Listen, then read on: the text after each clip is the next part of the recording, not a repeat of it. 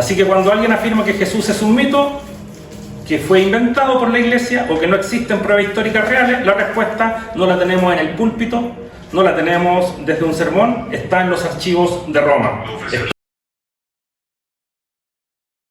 Recordaba una norma que existe por ahí en el Código Civil que plantea que cuando alguien quiere alegar una obligación o quiere decir que esta está vencida, se extinguió, el peso de la acreditación ¿en quién recae? En el que está reclamando. Y como nosotros decimos que Cristo existe, entonces nos debemos sentir con el peso de acreditar que Cristo existió. ¿Tenemos algunas pruebas? Si eliminamos la Biblia como antecedente para a sustentar nuestro argumento, ¿nos quedan pruebas para poder afirmar que Cristo existió? Entonces hoy no vamos a hablar de fe, vamos a hablar de evidencias que existen documentadas de distinta naturaleza. Algunos escritores, otras pruebas arqueológicas que nos van a ayudar a entender si de verdad hay antecedentes fuera de la Biblia acerca de que Cristo existió. Vamos con la primera prueba. La número 1 nos habla de un señor llamado Cornelio Tácito. ¿Quién era? Un romano que no tenía interés en evangelizar.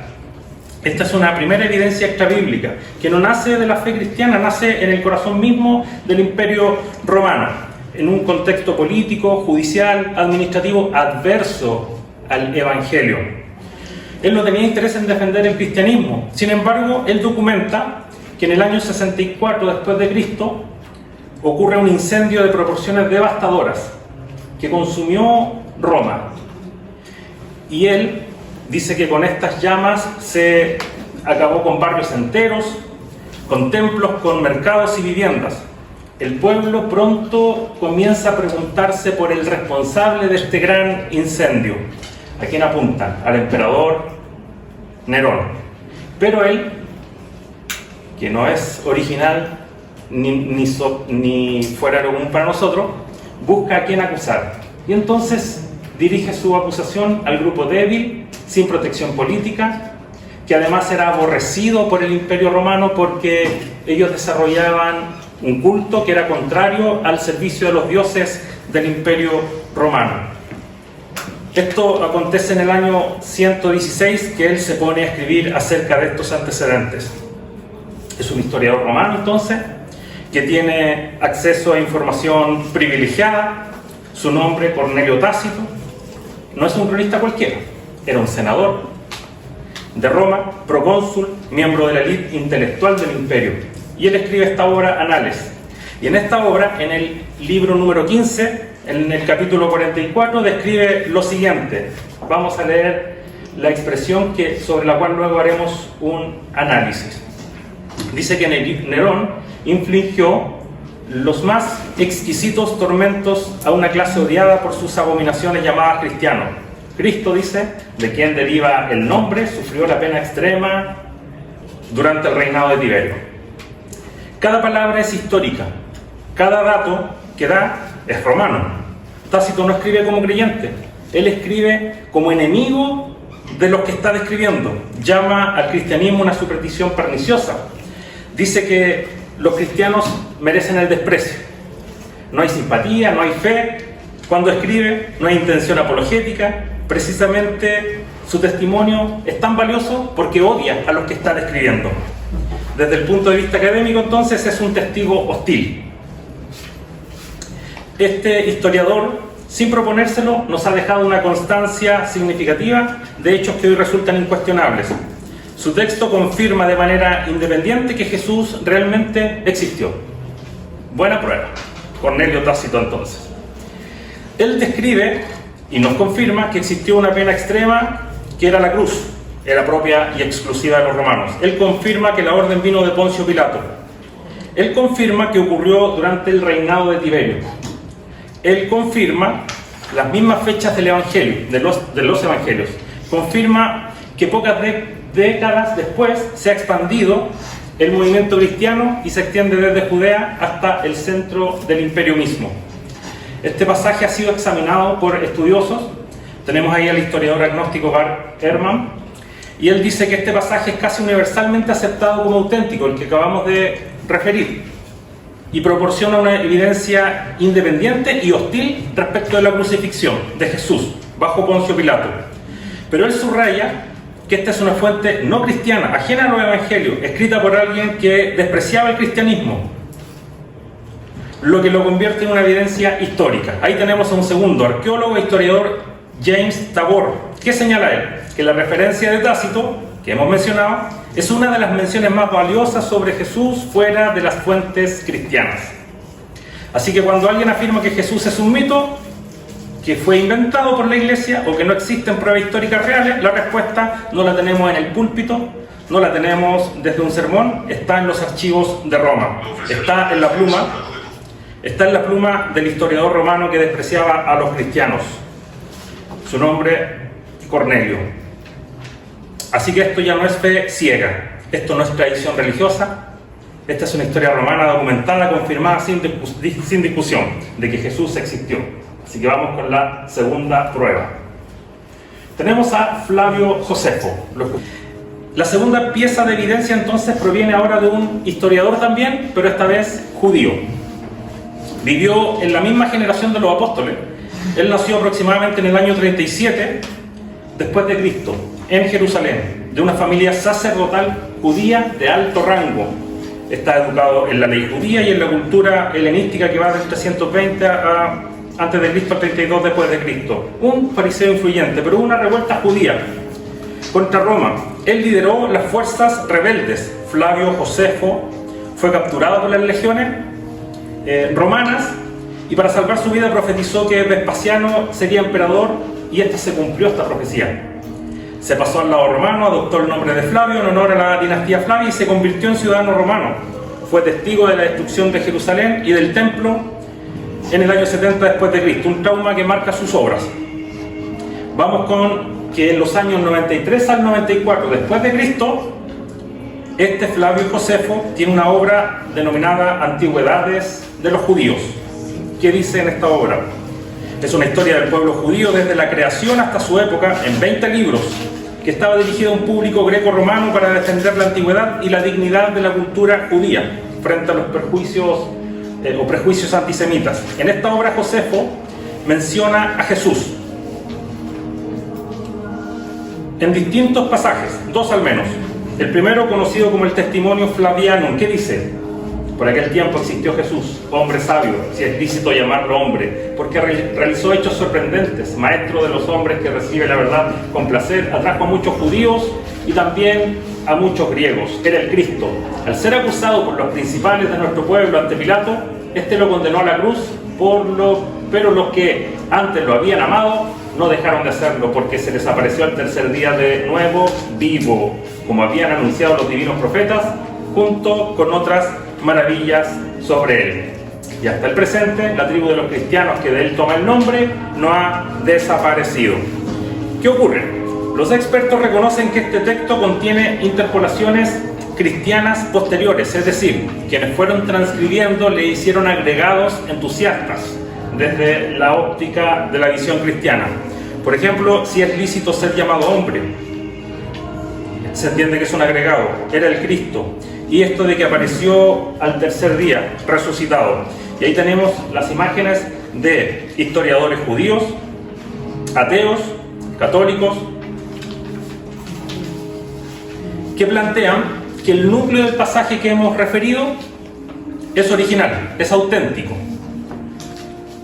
y una versión reconstruida, neutral, de este autor, Flavio Josefo, quedaría en los siguientes términos: existió Jesús, hombre sabio que realizó hechos sorprendentes y atrajo a muchos judíos y gentiles y fue acusado por líderes judíos ante Pilato.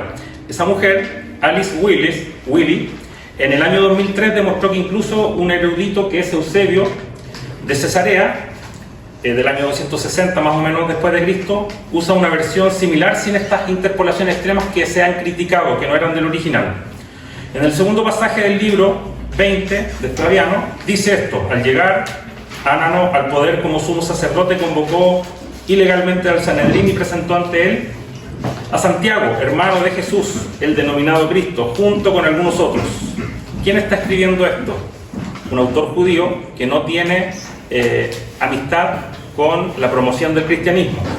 Josefo no era cristiano, defendía el judaísmo tradicional, culpaba parcialmente a los radicales judíos por la destrucción del templo, servía como apologista ante Roma, no tenía motivo para inventar favorecer a Jesús, pero confirma su existencia, su crucifixión, confirma la existencia del hermano biológico, Santiago, hermano de Jesús, y confirma que este Santiago murió como mártir en el año 62 después de Cristo, y confirma la continuidad y el nombre del movimiento del cristianismo posterior a que Cristo ya había dejado de estar entre nosotros.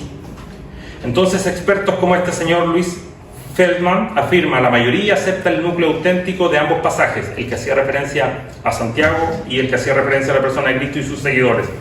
Virtualmente todos los especialistas acuerdan que Josefo menciona a Jesús 2 veces y que el pasaje sobre Santiago es completamente auténtico. Paul Maier concluye: Josefo proporciona evidencia independiente valiosa de la existencia de Jesús y de su hermano. Vamos con la prueba número 3.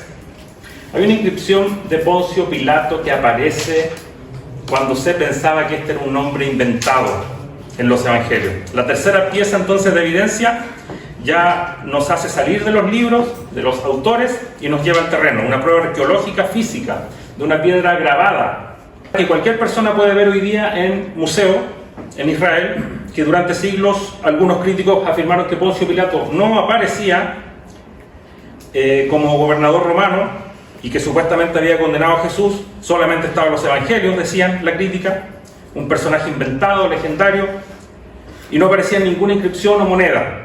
Sin embargo, esto cambia en el año 1961, porque en esa reciente fecha, excavaciones del Teatro Romano encontraron esta piedra con esas dimensiones específicas, 82 centímetros de alto, 65 de ancho, 82 de alto, y tenía una inscripción latina bien conservada de 4 líneas que decía el nombre de Poncio Pilatus, prefecto de Judea, que fue una dedicación de los marineros que habían hecho a Poncio Pilato, prefecto de Judea. Esta es la única inscripción contemporánea conocida que menciona directamente a Poncio Pilato. En ella se confirman varios detalles históricos. Primero, se puede ver el nombre exacto de Poncio Pilato,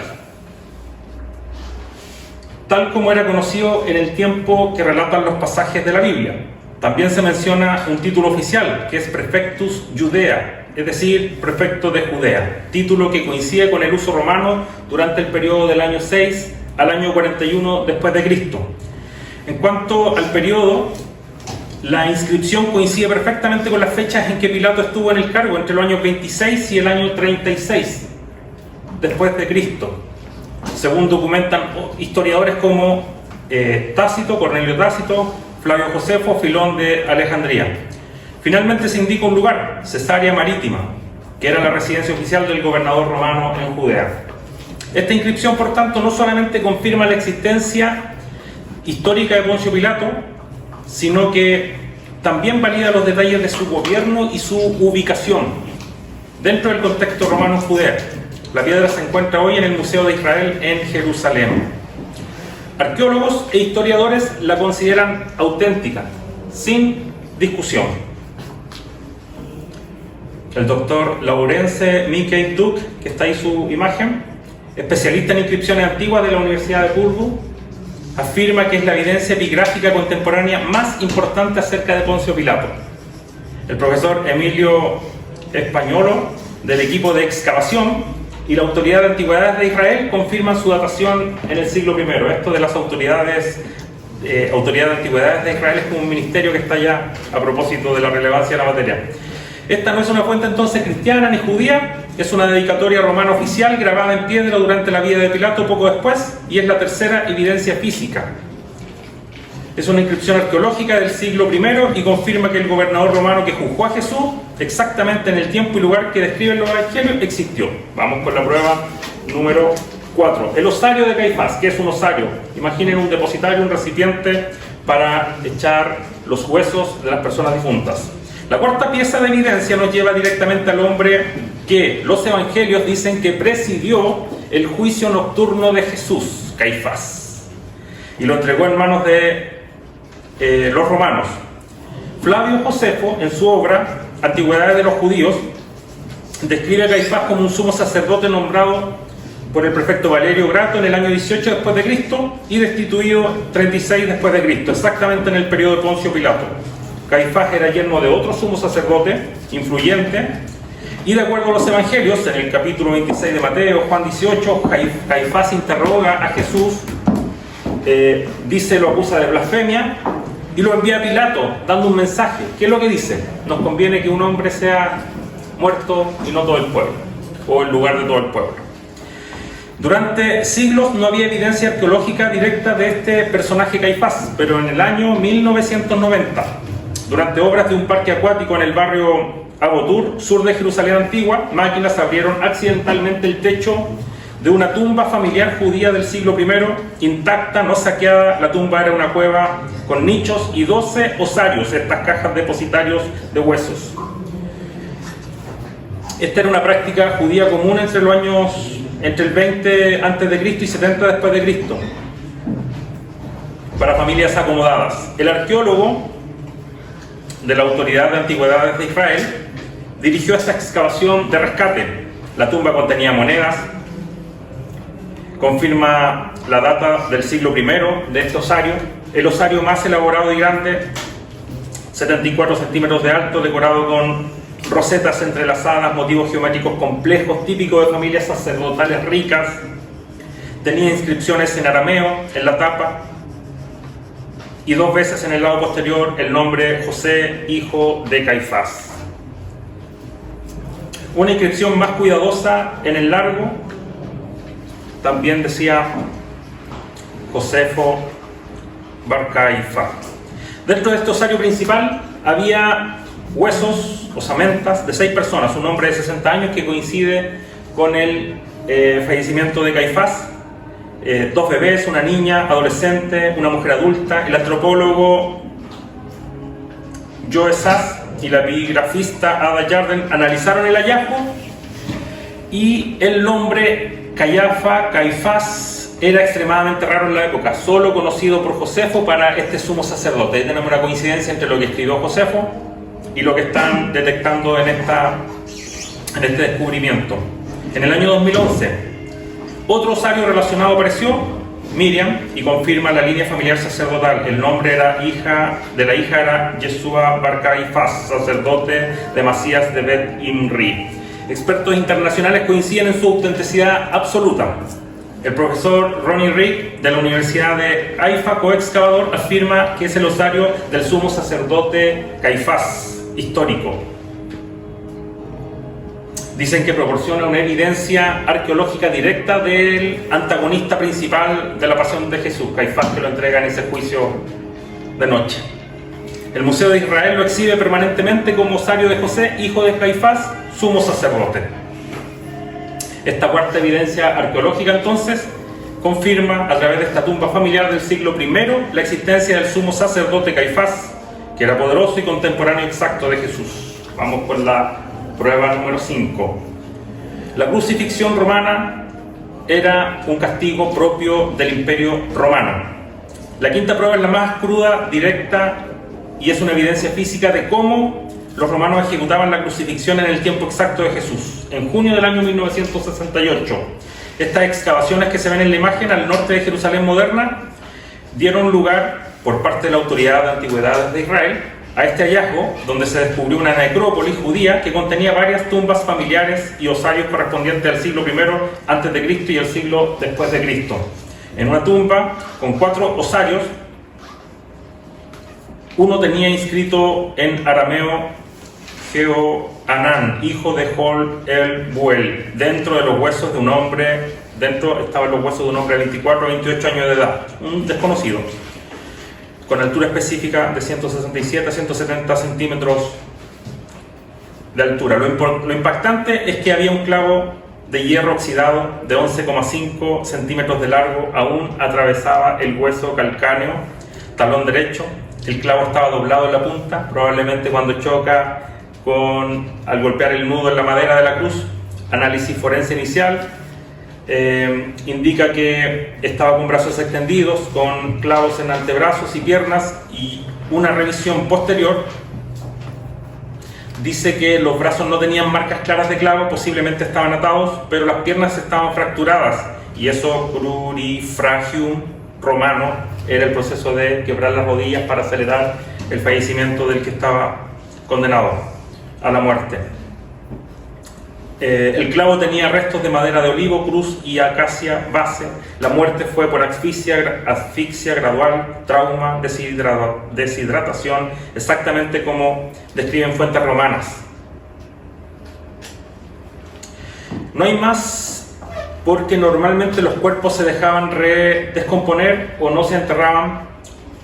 Respecto a los crucificados, expertos como Joseph Sias, ex curador del Rockefeller Museum, confirma detalles prácticos de la crucifixión romana: clavo en talones, posible atadura de brazos, fractura de piernas, opcional. Otros autores dicen que esta imagen ilustra la brutalidad descrita en los evangelios: clavos en pies, posible flagelación previa y muerte lenta. Entonces, la quinta evidencia física, un esqueleto real de un judío cualquiera, pero datado del siglo I, que muestra la pena extrema que sufrió Jesús contemporáneo, mismo lugar, misma técnica romana. Solo los romanos crucificaban. Vamos con la última, la prueba número 6. Nazaret. Durante buena parte del siglo XX surgió una objeción que parecía bastante seria. Algunos críticos confirman que Nazaret no existe en el Antiguo Testamento, que no existe en los tiempos de Jesús. Decían que era un pueblo inventado por los evangelistas, una creación tardía para darle origen a un personaje que según ellos nunca vivió allí. El argumento sonaba convincente, en apariencia, porque Nazaret no aparece en el Antiguo Testamento efectivamente. No es mencionada por Flavio Josefo, no figura en el Talmud de los judíos. Y sin embargo, los evangelios llaman a Jesús como Jesús de Nazaret. Una y otra vez, en más de una docena de veces, incluso Natanael formula una pregunta: ¿podrá salir algo bueno de Nazaret? De una manera peyorativa. Durante décadas las únicas referencias eran cristianas, pero la arqueología una vez más cambió el panorama por completo. A mediados del siglo XX comenzaron excavaciones discretas, pero fue a partir del año 2000 cuando los hallazgos se volvieron imposibles de ignorar, en especial en el año 2009, cuando la Autoridad de Antigüedades de Israel realizó una excavación decisiva bajo la actual ciudad de Nazaret.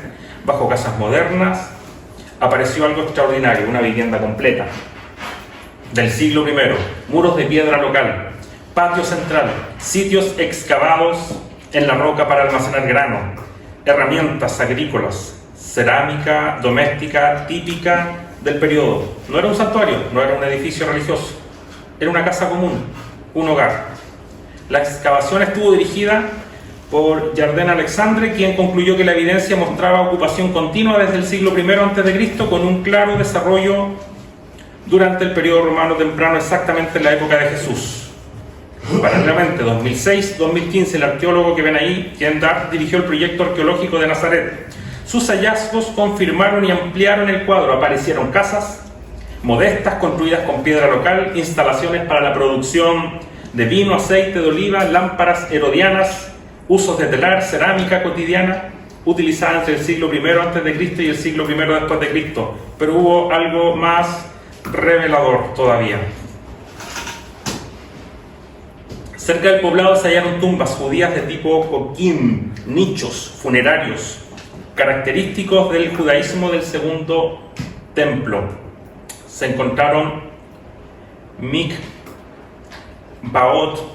baños rituales, aparece la palabra ahí, baños rituales para la purificación, y abundantes recipientes de piedra caliza, usados exclusivamente por judíos observantes, porque no se consideraban ritualmente impuros. No apareció evidencia alguna de presencia romana, no templos paganos, no estatuas, no monedas imperiales en circulación cotidiana. Nazaret no era una ciudad helenizada, era un pequeño pueblo judío, aislado, agrícola, profundamente conservador, población de entre 200 y 400 personas apenas, un lugar insignificante fuera de las rutas principales, sin prestigio, exactamente el tipo de aldea que explicaría por qué era despreciada incluso por otros judíos. Ken Dart resumió sus conclusiones de manera contundente. Nazaret era un pequeño pueblo judío, conservador, ortodoxo, en el siglo I, dedicado a la agricultura, a la observancia estricta de la ley mosaica, exactamente lo que implican los evangelios. El biblista Craig Evans fue uno más directo. Señaló que las excavaciones modernas han silenciado definitivamente la idea de que Nazaret fuera un mito. Era real, era pequeña, era judía, hasta la médula. La arqueología no encontró una leyenda, encontró casas, encontró herramientas, encontró tumbas, encontró vida cotidiana. Nazaret existía, Nazaret estaba allí. Era exactamente como se describía en los evangelios.